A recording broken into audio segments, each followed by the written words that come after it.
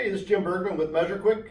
Just wanted to follow up with a video that I did on Friday. We had a couple questions. Guys were talking about using their old rigs still and using mix and matching parts out there. And I wanted just to show you how important it is to have really good hoses here. So what I've got is I've got a TruBlu hose here that I had custom made, so it's equivalent length to the Appion hose.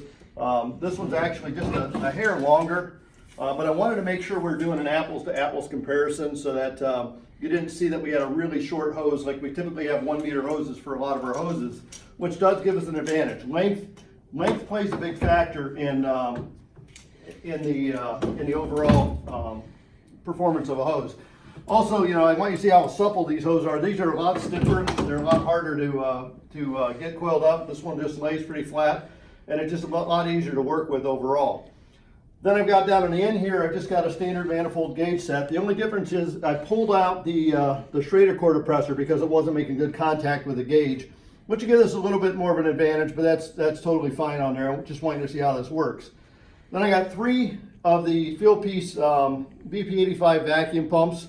Really great pumps. These are one of my favorite pumps. I really like the manifolds built into these. And we're gonna go ahead, I gotta put a cap on here, I can see that. I'll make sure all the caps are snug on everything.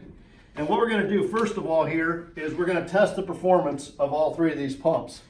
So I'm gonna go ahead and reset my recording.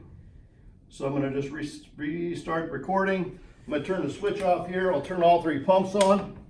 And this is what we typically do, is we always want to test the performance of the pump first to see how far down these pumps will pull and to make sure that they'll pull a nice deep vacuum.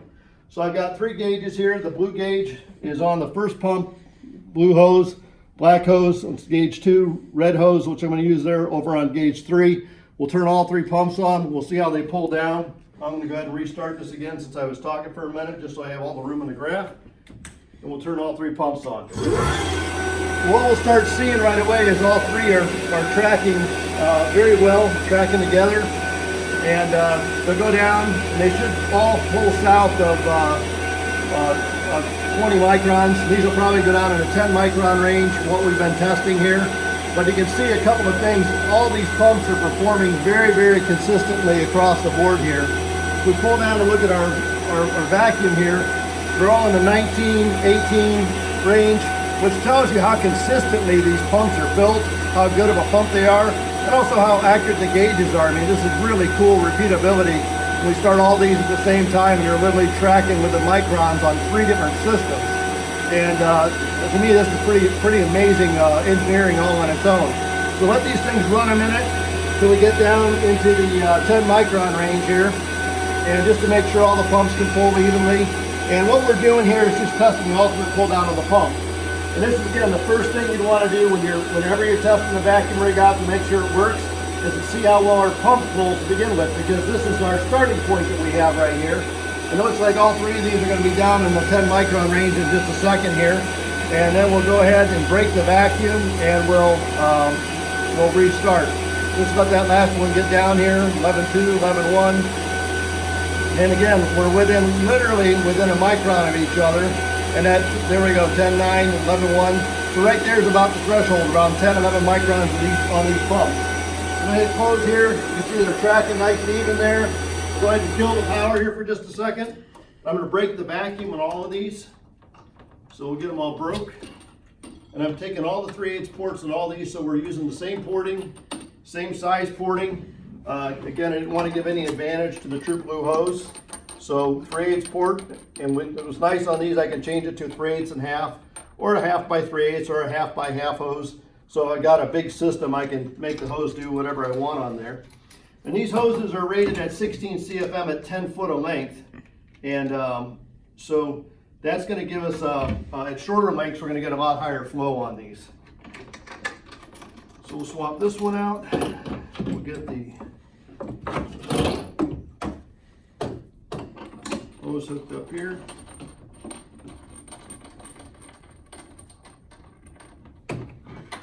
Snug this guy up. And you can see a big difference in the stiffness of the hose. The TruBlus are just a lot easier to work with, and that's probably one of the things I like about them best here. And we'll get this last one here. and we'll cap off all these 1/4" ports. So again, this one I took the Schrader cord out of, so this is just a wide open port on here. So I can hook this up and not have to have that Schrader to deal with. So all those are snug. Put these 1/4" ports back on here. All right. So now we got everything ready to roll.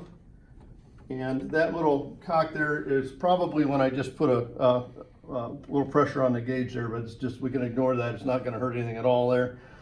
So everything's hooked up now. We're going to go ahead and restart and re-pull this thing down again.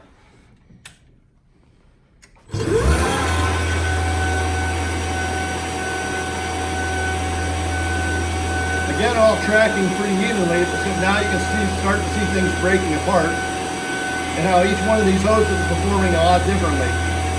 So our TruBlu hose now is already down to 165 microns on there. And I'll show you on the graph here in just a minute. We'll let these run for a few minutes just to sort of stabilize like we did before. We gave it about just a minute and a half, so we'll give it again. You know, we're at about 3 minutes here. We'll let it go up to about 5 minutes here, so you can see how each hose that acts independently. And I'll show you why this is so important on here when you want to get a deep vacuum on here.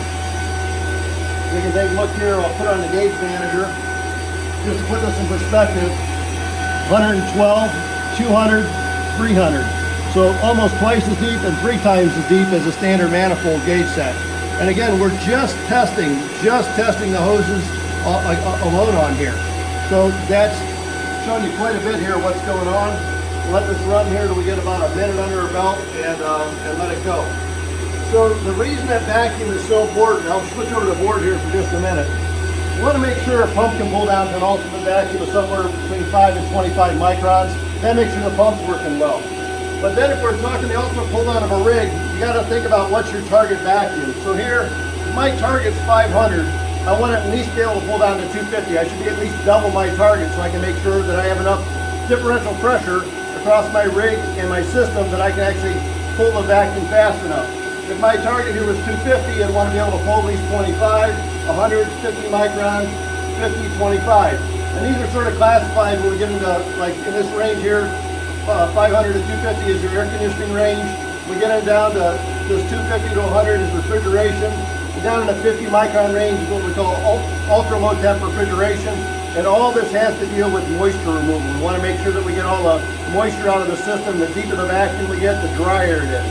So we want to make sure we have enough differential for that to work. Let's go back over here and let's look at what's going on in the gauge sets right now. So you can see now, I'm going to pull this up on the screen, they're holding about the same difference apart, and all we're pulling on now is just a hose. So think about that for just a second here. And the TruBlu hose is down to 71 microns, the Appion hose down to 148 microns, so we're over twice as deep, and then 254 microns, over 3 times deeper with the TruBlu hoses, and they're still pulling down, still differentiating themselves across there. And if we're going to do really a new system installation and we want to pull down in that 250 micron range, this hose just doesn't have the guts to do it.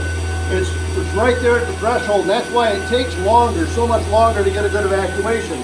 Because we can pull down here, we're down in the, below this range real quickly, we can pull down a lot faster for ultimate refrigeration. Now the deeper we go, the longer it's going to take.